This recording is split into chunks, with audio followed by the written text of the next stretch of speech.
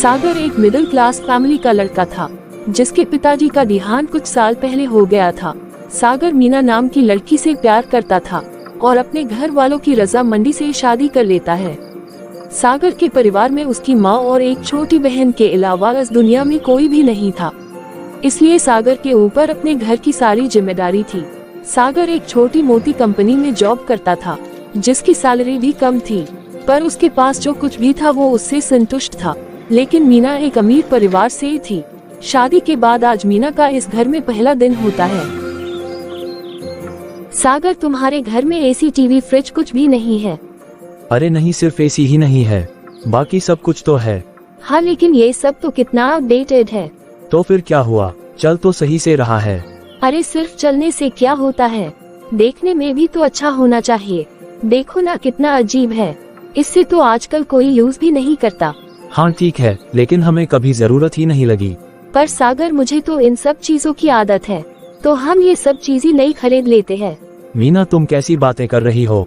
अभी अभी शादी की वजह से इतना खर्चा हुआ है और मेरी सैलरी भी इतनी नहीं है कि मैं ये सब कुछ एक साथ खरीद लूँ। तो फिर मैं यहाँ कैसे रहूँगी और मेरी फ्रेंड्स यहाँ कैसे आएगी? वो सब भी बहुत अमीर है। मीना, ये तुम्हें पहले सोचना था और ये सब तुम्हें शादी से पहले पता भी था कि मैं अमीर नहीं हूँ और मेरे पास ज्यादा कुछ नहीं है। मुझे पता था, पर ये नहीं पता था कि तुम्हारे पास कुछ भी नहीं है। अच्छा खासा मेरे पापा दहेज में एसी, टीवी, फ्रिज और घर की बाकी चीजें भी दे रहे थे, पर तुमने ही लेने से मना कर दिया। अगर ले लेते तो हमें आने वाले टाइम में कोई भी दिक्कत नहीं होती। मीना, मैंने तुम्हें पहले ही बोला था कि मुझे शादी में कुछ भी नहीं चाहिए और मैं तुम्हारे पापा से कुछ भी नहीं ले सकता, क्योंकि वैसे भी तुम्हारे पापा मुझे बिल्कुल भी पसंद नहीं करते। सागर, तुम समझ क्यों नहीं रहे हो? अभी कुछ महीनों बाद गर्मी का मौसम आ जाएगा, तब मैं इतनी गर्मी में कैसे रहूंगी? तुम चिंता मत करो, मैं धीरे धीरे तुम्हें सब कुछ दिला दूंगा। मुझे पता है तुमसे नहीं हो पाएगा।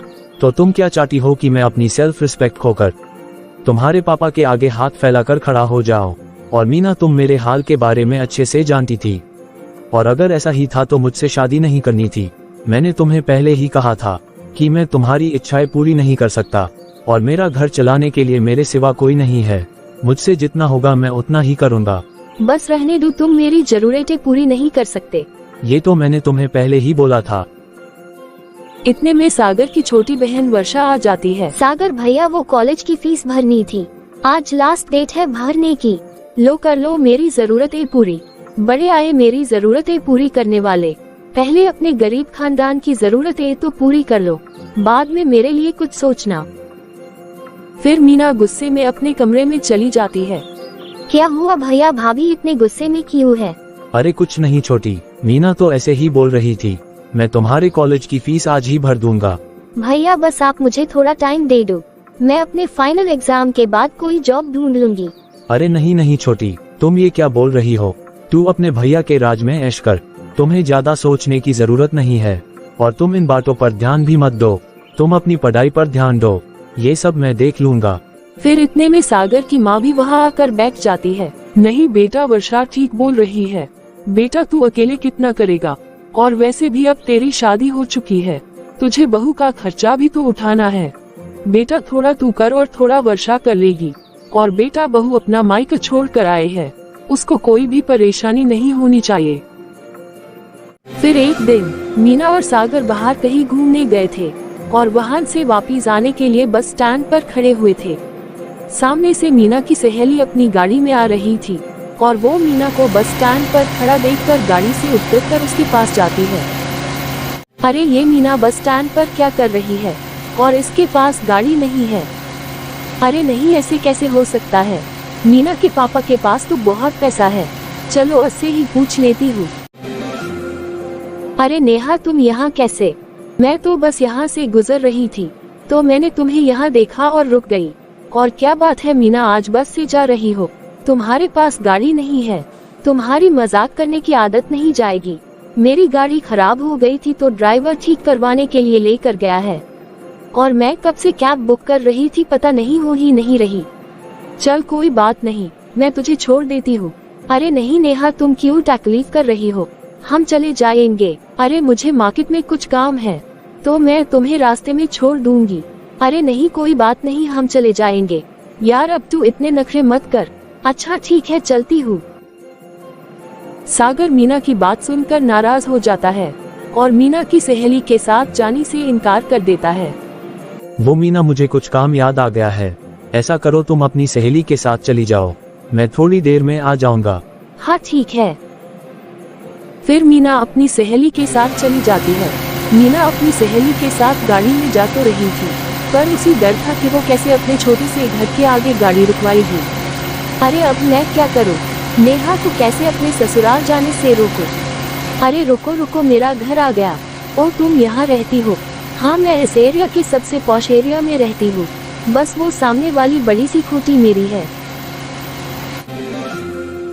अच्छा, ये कोठी तेरी है?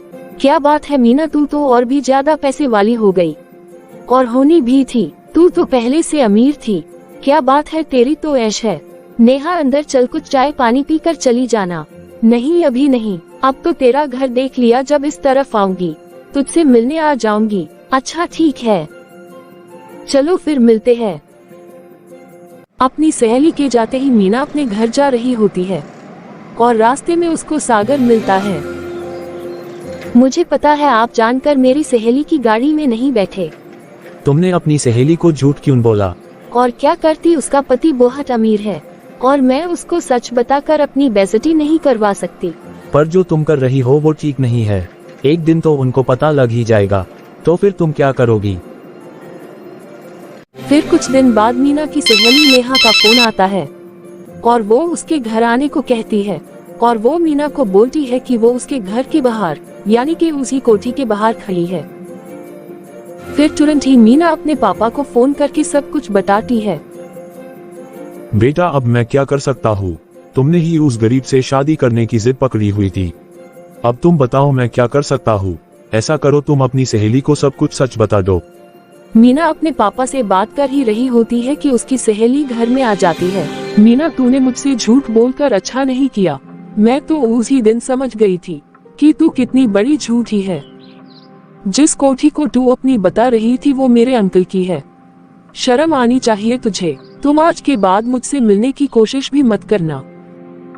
मीना की सहेली की आवाज सुनकर मीना की सास बाहर आ जाती है। खबरदार, जो तुमने मेरी बहू को अगर कुछ भी कहा, मैं कब से सुन रही हूँ कि तुम कैसे उल्टा सीधा मेरी बहू को बोले जा रही हो। मेरी बहू लाखों में एक है, तुम जैसी नहीं। और तुम जिस अंकल की बात कर रही हो, उनको मैं अच्छे से जानती हूँ कि वो कितना परेशान है तुमको लेकर, कि तुम उसके भतीजे को कितना परेशान कर रही हो। मुझे पता है तुम उनके भतीजे को डिवोर्स दे रही हो, जो खुद अपने पति को पैसे के लालच में डिवोर्स दे रही हो। उसको मेरी बहू को बोलने का कोई हक नहीं है। किसी को कुछ भी बोलने से पहले अपनी गिरेबान में झांक कर देख लेना चाहिए। और तुम मेरी बहू से क्या नहीं मिलना चाहती? मेरी बहू ही तुम जैसी लड़की से कभी नहीं मिलेगी।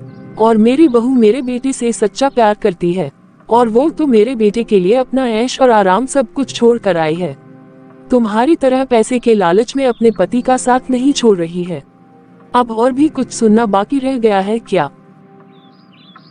निकल जाओ मेरे घर से। फिर मीना रोने लग जाती है और अपनी सास के गले लग जाती है। फिर कुछ महीनों बाद सागर का प्रमोशन हो जाता है और सैलरी भी बढ़ जाती है, और मीना को भी समझ आ जाता है कि असली दौलत प्यार और एक साथ खुशी खुशी रहने में है। और मीना सागर को सपोर्ट करने के लिए खुद भी जॉब करने लग जाती है। और वर्षा की भी फाइनल ईयर की पढ़ाई पूरी हो जाती है और वो भी स्कूल पढ़ाने लग जाती है। और इन सब की मेहनत रंग लाती है और कुछ ही सालों में नया फ्लैट और नई गाड़ी खरीद लेते हैं।